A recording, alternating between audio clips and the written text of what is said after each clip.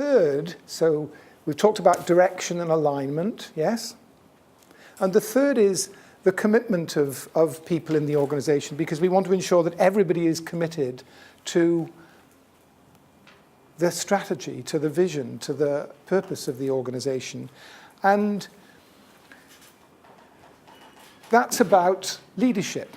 That's about the kind of leadership that we're offering. So what we know about effective leadership is that we need leaders who are authentic, genuine in the way that we interact with each other, rather than adopting some kind of role when we come into it. We are genuine as people, because what we all share is a commitment to helping the community, to service users. And second is leaders who are open and honest, because that builds trust. It's absolutely fundamental. We want to be open and honest to create a climate of trust and openness. We can't always tell everything, obviously, in a senior leadership position, but it's learning to be open and to build trust, to trust those we lead, so that they then in turn reciprocate and trust us. And the third is leaders who are curious, because none of us is the finished product as a leader, that actually we all need to continue to learn how to lead more effectively, always asking the question of those we lead, how can I be more helpful as a leader for you? What do you want me to do more of or less of? That there's that, actually it's a humility in leadership. We know that humility is a really important characteristic of effective leaders. The humility to ask those we lead, how can I lead you more effectively?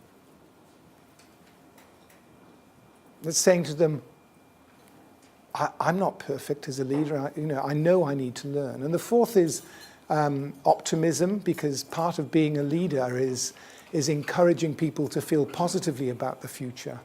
We're headed in directions that are going to help us fulfill the core purpose of the organization that we talked about earlier. And compassionate, leaders who are compassionate, because that's how we create compassionate cultures. And leaders who are appreciative. So, when we say authentically thank you to people, it has such positive impacts on them. And I think we as leaders always underestimate how much impact saying thank you and recognizing people's contribution has. So one of probably the biggest complaint I hear from NHS staff is service users and patients are really appreciative of us. They say thank you, but our leaders don't. And so I'm sure everybody in this room thinks, as I do, that I give sufficient appreciation and recognition and acknowledgement. But I think as long as we do it authentically, we can increase it tenfold. And through emotional contagion, it affects the whole organization. So it's about creating that commitment and that engagement. And this is not simply ideology. If we have now 14 years worth of data from the National Staff Survey. It's 250,000 responses every year, pretty much. I'm not aware of any other data set in the world, in any other sector, that gives such insight into staff experience. And so we're able to do the most sophisticated kinds of analysis of data. And what we see is that there are it's unequivocal, the links between how staff are treated and patient outcomes. So staff views of their leaders predict patients' views of their care. When staff are satisfied, patients are more satisfied with their care. When staff say that there is high work pressure, patients say there are too few staff, or they're not treated with respect, they're not given the privacy that they want, or they're not afforded the dignity that they wish for. And when staff report poor health and well-being, remember what I said at the beginning about 27% of NHS staff being under huge pressure, that's associated with subsequent poorer ratings of care quality by CQC, worse financial performance, and in the acute sector, higher patient mortality. These relationships are so well established. It's not just ideology, it's absolutely fundamental to the way we run our organizations and lead our organizations. And as you know, the measure of staff engagement is really important. When we look in the staff survey, it is the most important predictor of trust performance. Doesn't matter whether it's the acute sector, mental health trusts, ambulance trusts. It's the first thing I go to. So when I'm coming to visit you, the first thing I go look at the engagement score. I look at all of the other scores as well, but I want to look at the engagement score. Let me just give you an example of how important it is. I think it's kind of towards the end of next week the report will be published. We've done a report for Simon Stevens on the links between staff engagement and agency spend. Okay? So an average shift of 0.12 on the 5-point engagement scale in the staff survey, 0.12 on a 5-point scale, is on average associated with £1.7 million in savings in agency spend because of the effect on sickness absence. And the more engaged staff are, the less absenteeism, the less we have to spend on bank staff and agency. So it kind of really is important. And, engagement is about the extent to which work engagement is the extent to which I bring of myself to my work, my commitment, my life experience, my emotional intelligence, my compassion, my creativity. So what are the conditions that will create that? Well, we know it's about supervisory relationships, we know it's about colleagues, we know it's about team working. But if we look at the organizations that have raised levels of staff engagement and sustained them, there are 5 characteristics that seem particularly salient. The first is they're organizations that have a really clear vision that their leadership embodies, what we talked about already. And the second is they're organizations that have retrained all of their leaders to adopt more supportive, positive, compassionate styles. I was at Berkshire Mental Health and Community Trust last week, and they've retrained all of their top 700 leaders in compassionate leadership. So it's an internal program. So I think it's not just about sending people away on training courses.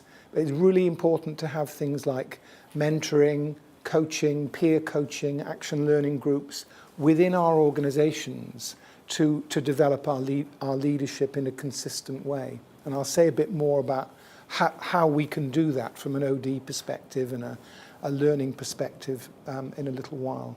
And the third is they're organizations that have delegated or devolved responsibility for service improvement to the frontline teams. They've said, we're going to give you the improvement skills, we're going to give you the time, we'll give you the resources. Most importantly, we'll give you the freedom to improve the quality of the work that you do. So it's empowering frontline teams to really make a difference.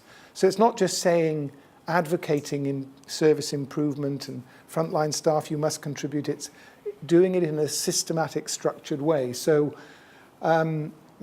East London Foundation Trust is a mental health and community trust. They have an enormous program of quality improvement. I think they do it in conjunction with the Institute of Healthcare Improvement in London. But they've got a systematic approach. Wrightington, Wigan and Lee worked with Unipart to adapt, that's a car parts distributor, and they adapted the lean techniques they use in the organization to apply them in the wards of the hospital. So you see staff grouping around whiteboards 3 or 4 times a day, huddling together, looking at the performance data, patient satisfaction data, and so on, so that they can learn in real time about how to improve.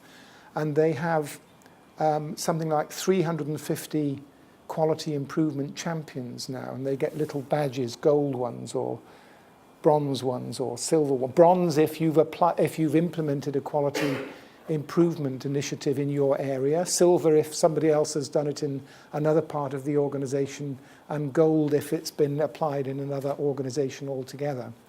And they've got, like maybe 50 quality improvement projects on the go at any one time. So I went up there recently, by the way, to, well, it wasn't recent, it's probably about 18 months, 2 years ago now, to sit in on their engagement committee meeting. And they kept talking about the horse. You'll probably remember this. So I asked the question, what's this about a horse? And they told me the story of a patient who was sadly dying on the palliative care ward, Sheila Marsh. And one of the nursing staff said, is there anything you want in the last few hours? And she said, I'd really like to see Bronwyn again. The problem was, it turned out Bronwyn was the horse that she'd raised over a 25-year period while working at Haydock Park Racecourse. So the nursing staff got together in a huddle, called the family, said, can you bring the horse in to the hospital? So they arranged for a horse box, and Sheila Marsh was taken out into the car park, and the horse clearly recognized her and nuzzled her and kissed her.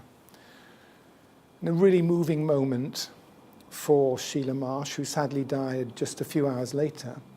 Very moving for her family as well, who were really appreciative of what had happened, and actually very affirming and moving for the staff as well. So nobody called health and safety. Because there was a culture of compassion and engagement, staff did the right thing and they were supported. So the challenge for us as leaders is how we create cultures where staff will do the right thing. So the fourth is, and this is the most important of these 5 elements, is trust, that people engage. When you look at the research literature, not just in healthcare, but in every sector, people are more engaged when they trust their leaders, when they see that their leaders don't exhibit too much favoritism. So another quick story about research. The best supported leadership theory in the research literature on leadership is a theory you've probably never heard of. It's called leader-member exchange theory. Have you heard of it? Great. You're the only person in the NHS who's ever heard of leader-member exchange theory. So, there are lots of theories: transformational leadership theory, authentic servant leadership. Leader-member exchange theory probably has about the best empirical support. And it basically says, look, as leaders, we have different relationships with each of the people we lead. There are some people who we feel are kind of like us. We feel more comfortable with them. It's kind of easier to have conversations with them. And then there are some who it's not so easy to be with. And we tend to spend more time with the ones we feel more comfortable with. And we also, interestingly, attribute success of those people to their ability and failure to the particular task they were faced with. And we do the opposite for the others. So we create in-groups and out-groups. And the problem is most people know which group they're in. So the more we do that, the more we differentiate between the in-group and out-group people, the less effective we are as leaders, the less effective our teams are. So we have to work to be, to learn to be present with all of those we lead in an open in an open way, empty of judgment, and to ask the question how almost we need to compensate by spending more time, as it were, with the people we find it more difficult to be with. The other, perceptions of fairness are really important. We look at the data on discrimination in the NHS, and we find it's a very good barometer of trust overall in each NHS organisation. So it's still the case that if you have skin my sort of colour, you're 1.5 times more likely to be selected from an appointments panel than if you have skin of a darker colour. It's just astonishing. And you're 4 times more likely to be involved in disciplinary processes in your organisation. Actually, in some organisations, it's 9 times more likely. So, that's in relation to black and minority ethnic group staff.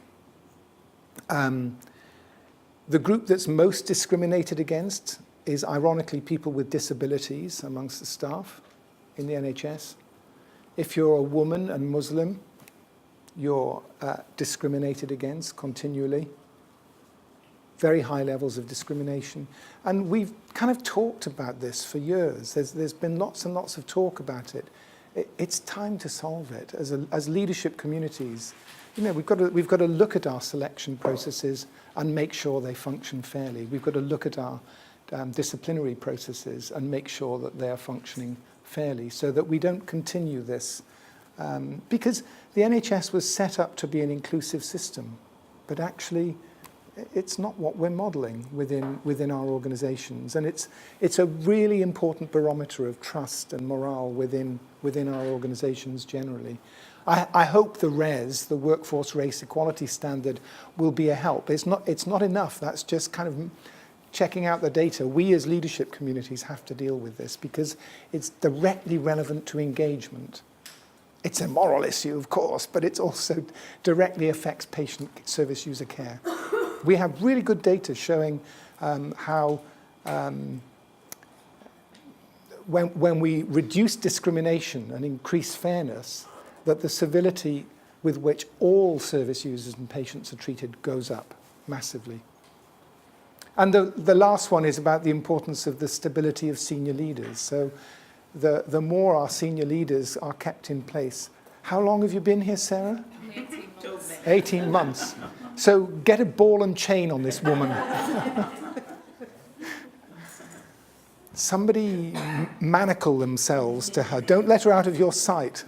It's kind of, if you look in the NHS, the average tenure of chief execs is less than 2 years, and finance directors.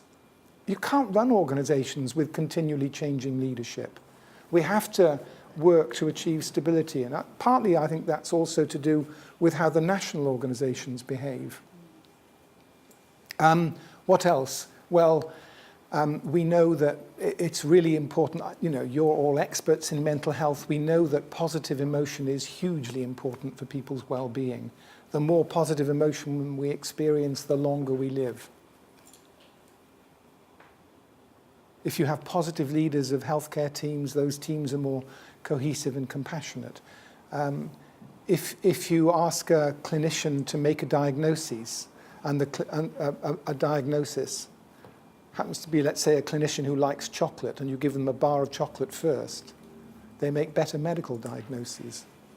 It's true. If you induce positivity in people, they make better medical diagnoses.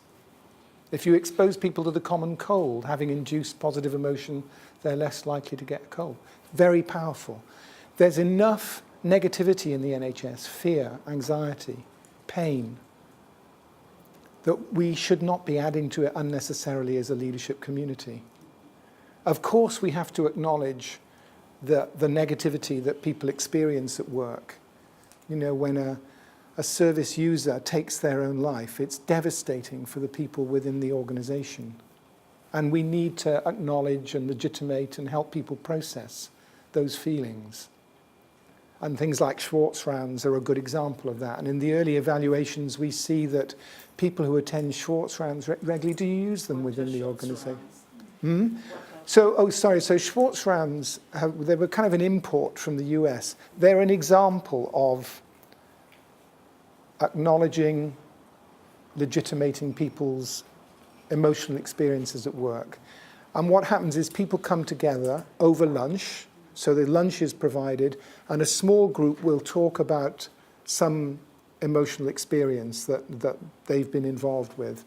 It's usually something difficult. It might be with a service user, it might be to do with the organisation, sometimes also positive events. And it's not done as a problem-solving exercise, it's done as a way of sharing emotional experiences within the organisation. And the early national evaluations show that people who attend those regularly have much lower levels of stress. It's down to about 12% from that 27% I talked about earlier. But it's also, I'm not suggesting by this that you have to come into work on a Monday morning with some sort of Ken Dodd persona, which would be, I think, we have to be authentic and open and curious and compassionate and appreciative. But we also have to deal with the negative behaviours within our organisation that corrode the kind of cultures of collective compassionate leadership that we're seeking to create, especially if you have more senior people who behave in intimidating or aggressive ways, or where we have really poor performance. Because unless we deal with those behaviors, the implicit message is, that's the way we do things around here. When you get to a senior position, that's the way you can do things around here. And like it or not, we copy those behaviors. We know that bullies at senior level, those behaviors tend to be replicated 3 or 4 levels down in the organization. So we have to deal with those behaviors and with poor performance as a leadership community and support each other. Make sense? The last thing before tea is to say that, I'm kind of aware of how difficult it is at the minute to recruit people and to retain people. So I've been fortunate to work with a group of trusts called Quest Group, which has always focused on how to share their learning about quality improvement. But now they're looking at sharing their learning about being a really attractive place to come and work and stay. And in summary, basically what that's saying is that we need to create conditions where staff experience belonging and competence through the kind of things we've been talking about so far, about the culture of the organization, where they experience growth and development. So we have in place talent management plans, good recruitment and onboarding processes, good conversations about career development and giving people opportunities for learning and development, like action learning groups, peer mentoring, coaching, and so on. And also building a climate of trust and safety. So inclusion and diversity I've talked about already, partnership working, really clear policies and procedures, and a focus on well-being programs. And that's not just about acupuncture and good diets. I think it's critically about addressing what are the causes of stress at work, excessive workload, role ambiguity, poor relationships within teams, of addressing all of those and dealing with them because they're the underlying causes. So not just health and well-being programs, but addressing those underlying issues as well.